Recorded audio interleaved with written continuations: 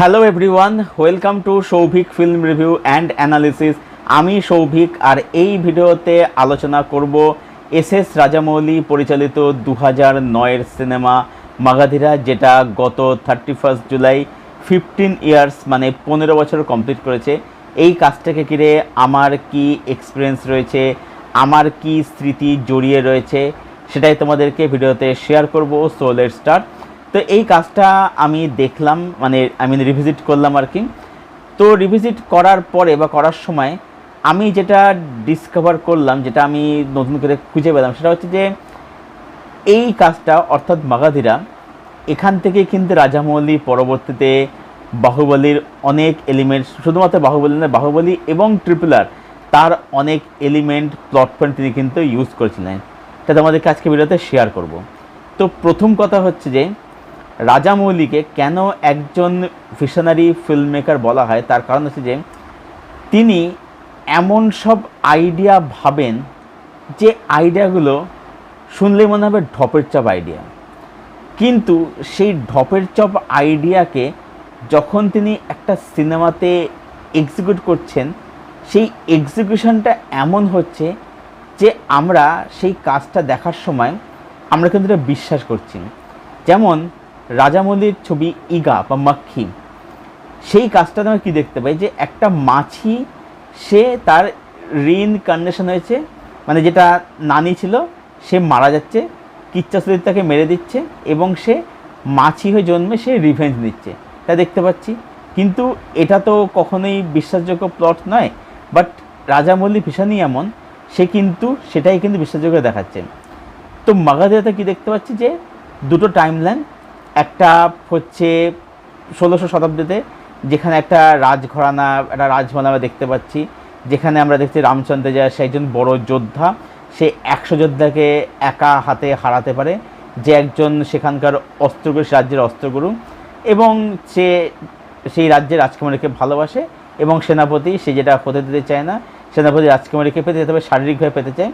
তো একটা বড় কনস্পিরেসি, এবং সেখানে তারা মানে রামচরণ এবং কাজল আগরওয়াল যে রাজকুমারী চরিত্রে অভিনয় করছে, তারা মারা যাচ্ছে এবং তাদের রিইনকার্নেশন হচ্ছে। এবারে এখানে যেটা রাজামৌলির কাছে হচ্ছে যে এখানে কিন্তু দেখবে সবারই কিন্তু রিইনকার্নেশন হয়েছে। এখানে রামচরণের রিইনকার্নেশন হয়েছে, এখানে কাজল আগরওয়ালের রিইনকার্নেশন হয়েছে, যে ভিলেন হচ্ছে একটা নাম হচ্ছে দেবগিল, তো তার রিইনকার্নেশন হয়েছে। তারপরে হচ্ছে যে যে অভিনেতা কাজল আগরওয়ালের বাবা হয়েছে, তারও রিইনকার্নেশন হয়েছে।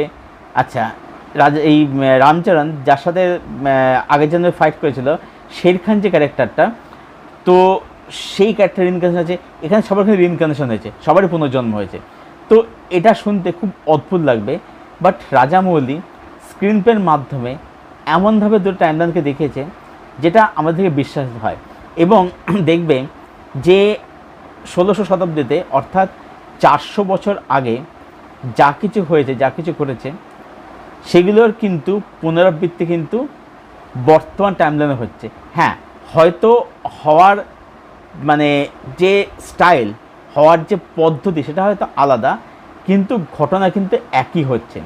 আচ্ছা, এবারে বলি যে এখানে রাজামৌলি কীভাবে বাহুবলীর মধ্যে বা RRRের মধ্যে এখান থেকে অনেক সিন বা অনেক প্লট পয়েন্ট তুলেছিলেন, সেটা বলি। এবারে বাহুবলী 1, 2, 3 আমি বলছি। বাহুবলীতে তোমরা কাটাপ্পা চরিত্রটা মনে করো। কাটাপ্পা হচ্ছে যে সিংহাসনের প্রতি যে মানে প্রতি যার একটা অঙ্গীকার ছিল, যে সিংহাসনের প্রতি দায়বদ্ধ ছিল, এবং কাটাপ্পা সে নিচু জাত থেকে বিলং করতে, এবং কাটাপ্পা ছিল হচ্ছে রাজকুমারদের, অর্থাৎ ভাল্লাল দেব এবং হচ্ছে অমরেন্দ্র বাবু, তাদের হচ্ছে অস্ত্রগুরু ছিলেন। সেম জিনিসটাই আমরা দেখতে পাই রামচন্দ্রের ক্যারেক্টারের মধ্যে। সে নিচু জাত থেকে বিলং করছে, সে সিংহাসনের প্রতি সে দায়বদ্ধ, মানে সিংহাসনের রক্ষার প্রতি সে দায়বদ্ধ। সে একজন অনেক বড় যোদ্ধা, যেটা কাটাপ্পাও ছিল। এবং এখানে কিন্তু কালভৈরব, যে রামচন্দ্র প্লে করছে আগের জন্মে, বর্তমানে সে শিব আর কি, মানে এই ক্যারেক্টারের শিব। তো এই কালভৈরব ক্যারেক্টার, সে হচ্ছে সেই রাজ্যের অস্ত্রগুরু। তো এখান থেকে এরা নিয়েছে। আচ্ছা, তারপরে হচ্ছে RRRে যখন রামচরণের এন্ট্রি হয় কাইন্ড অফ সেরকম একটা সিন সেটাও কিন্তু মাগাধের মধ্যে কিন্তু ছিল। আচ্ছা, তার সাথে সাথে বলি বাহুবলী 2-তে যখন প্রভাস আর অনুষ্কা তীর ছড়ে, মানে যখন পাশে দুজন দাঁড়িয়ে তীর ছড়ে আর কি, মানে পাশে দাঁড়িয়ে বললাম, ভুল বললাম, যখন তারা মানে প্রভাসের সামনে অনুষ্কা থাকে যখন তীর ছড়ে আর কি, সামনাসামনি দাঁড়িয়ে আর কি, গা ঘেঁষে দাঁড়িয়ে, সেরকমের সিন কিন্তু এই মাগাধের মধ্যে কিন্তু রয়েছে আর কি, ঠিক আছে। এবং তার সাথে সাথে এখানে এই যে রামচরণের সাথে মানে কালভৈরবের সাথে সেনাপতি যেটা যে ভিলেন আর কি, যার ইনকাশন হয়, তো দেখবে সেখানে তার সাথে যে কনফ্লিক্ট সেটা কিন্তু কাইন্ড অফ বাহুবলী আর ভল্লাল দেবের মতোই কিন্তু দেখতে লাগে, কাইন্ড অফ আর কি।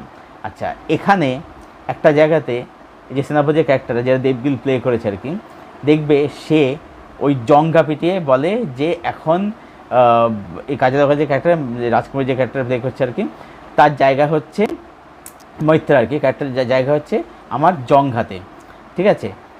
এখানে কিন্তু তাকে কাইন্ড অফ ট্রিট করা হয়েছে দুর্যোধনের মতো করে, ঠিক আছে। তো এরকম কিছু কিন্তু মায়াথলিকার রেফারেন্স কিন্তু রয়েছে। এবার হ্যাঁ, ডেফিনেটলি বাহুবলী বলি, RRR সেখানে স্কেল বাজেট অনেক বেশি ছিল, যে কারণে সেগুলো দেখতে আরও বেশি দারুণ লাগে। এবার এটাও দেখতে হবে যে 2009-এ দাঁড়িয়ে এরকম স্কেলের ছবি তৈরি করা, মানে যেটা কিন্তু সত্যি বলতে খুব ভিশনারি ডিরেক্টর না হলে কিন্তু সেটা কিন্তু সম্ভব নয়। হ্যাঁ, মানে ছবির ভিশুয়ালের মধ্যে খামতি যায়, ভিশুয়াল কিন্তু সব জায়গায় যে খুব যে দারুণ তা কিন্তু একদমই নয়। বাট সেই সময় দাঁড়িয়ে এরকম লার্জ স্কেল ছবি বানানো তেলুগু বেল্টে, মানে অ্যাকচুয়ালি কী হচ্ছে, বাহুবলী থেকেই তো তেলুগু ছবি প্যান ইন্ডিয়া সাকসেস পেতে শুরু করলো। প্যান ইন্ডিয়া রিলিজ ছিল প্রথমে বাহুবলী আর কি। এই ছবিটা শুধুমাত্র তেলুগু রিলিজ করেছিল, পরে সেটা হিন্দি ডাবে সোনি ম্যাক্সে আসে, তখন আমি সোনি ম্যাক্স ছবিটা দেখতাম আর কি। তো যাই হোক, তো সেই সময় দাঁড়িয়ে তেলুগু বেল্টের মধ্যে এরকম একটা স্কেলের ছবি, সেটা কিন্তু সত্যি বলতে ভিশনারি ডিরেক্টর ছাড়া কিন্তু সম্ভব নয়। আর অবশ্যই এখানে যদি পারফরমেন্স এখানে রামচন্দ্রের কাছে আমার খুবই ভালো লাগলো, কাজল আগাল কাজ বেশ ভালো, এখানে প্রত্যেক কাজ কিন্তু বেশ ভালো। এবার প্রশ্ন, ছবিটা কি খুব নিখুঁত ছবি? না, একদমই না। সেটা ছবির মধ্যে কমেডি একেবারেই ওয়ার্ক করছে না। এবার হ্যাঁ, ডেফিনেটলি তেলুগু অডিয়েন্স তারা এরকম লাউড কমেডি দেখতে তারা বেশি পছন্দ করে, সেটা তাদের কথাই বানানো হয়েছিল। সেদিক থেকে দেখতে গেলে মানে ঠিক আছে, ছাড় দেওয়া যায়, কারণ যেহেতু মানে আজ থেকে 15 বছর আগের সিনেমা, সেই কারণে সেদিক থেকে দেখতে গেলে ছাড় দেওয়া যায়। বাট সত্যি কথা বলতে এখন দেখতে গেলে এই কমেডিগুলো সত্যি বলতে আউটডেটেড কমেডি আর কি, ঠিক আছে, সেই দিকে আউটডেটেড কমেডি। এবং এখানে চিরঞ্জীব কমেডি আছে, যেটা স্যার ক্যামিও আছে আর কি, যেটা আমার কাছে মানে ঠিক আছে, চলো এই ছেলে কাছে ছেলে ছবিদের বাবা এসব ক্যামিও করে দিই, এরকম একটা ব্যাপার আর কি। সেখানে সেটা অতটা মানে মানে কনভিন্সিং দেখতে লাগে না সেটা আর কি। তো মানে এটা বলবো পারফেক্ট ছবি, সেটা পারফেক্ট একেবারে নয়। বাট ডেফিনেটলি এর রাইটিং, কারণ প্লটটা তো বলতে হবে ঢপের চরের প্লট, কিন্তু সেই ঢপের চরের প্লটটাকে রাইটিংয়ের মাধ্যমে এমনভাবে প্রেজেন্ট করছে যেখানে কাজটা দেখতে কিন্তু খুব ভালো লাগছে। আর অবশ্যই বিজিএমের কাজ এখানে দুর্দান্ত, দারুণ বিজিএমের কাজ, দারুণ এখানে অসাধারণ বিজিএমের কাজ। এখানে বিজিএমটা ছবিটা এখানে আলাদা একটা মাত্রা যোগ করে আর কি।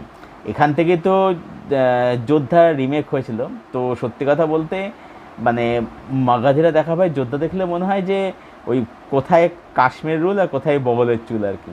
যাই হোক, তো এই ছিল আমার আলোচনা মাগাধীরা ছবিটাকে ঘিরে। তো যে ছবিটা আমি দেখলাম, আমার মাগাধীরা আমার কিন্তু খুবই ভালো লাগলো আর কি, স্পেশালি রাইটিংয়ের জন্য এবং অবশ্যই পারফরমেন্সের জন্য আর কি। তো তোমাদের কি ওপিনিয়ন এই কাজটাকে ঘিরে অবশ্যই কমেন্ট বক্সে শেয়ার করো। ভিডিওটা ভালো লেগে থাকলে লাইক করো, শেয়ার করো, চ্যানেলটাকে অবশ্যই সাবস্ক্রাইব করো, পাশের বেল বাটনটাকে প্রেস করে দেবে এরকম আরও ভিডিও পাওয়ার জন্য। আর আমার সঙ্গে জুড়তে চাইলে আমার ফেসবুক লিঙ্ক দেওয়া থাকে নিচের ডেসক্রিপশন বক্সে, সেখান থেকে তোমরা আমার সঙ্গে জুড়তে পারো, সেখান থেকে ফ্রেন্ড হতে পারি। ভিডিওটা এখানে শেষ করছি। Thank you for watching, thank you for support. দেখা হচ্ছে আবার তোমাদের সাথে পরের কোনো ভিডিওতে। Till then, tata.